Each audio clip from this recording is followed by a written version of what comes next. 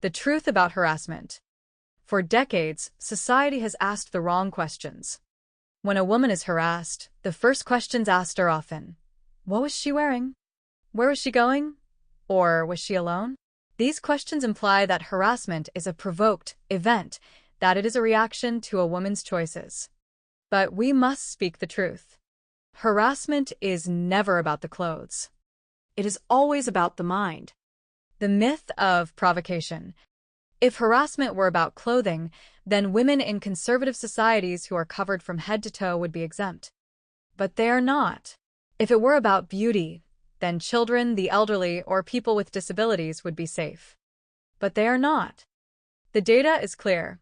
Women wearing hijabs, women in professional suits, and women in hospital beds have all faced harassment. This proves that the harasser is not triggered by a skirt or a style. They are driven by a distorted mindset that views other human beings as objects for their own power or gratification. The psychology of the objectifier. In psychology, we call this dehumanization. When a person has a pervert mind, they stop seeing a person with a family, a soul, and a right to safety. Instead, they see a thing. Whether the victim is in a hijab or a summer dress, the harasser sees only an opportunity to exert dominance. The problem is not the signal being sent by the victim. The problem is the receiver in the mind of the harasser. Their internal compass is broken.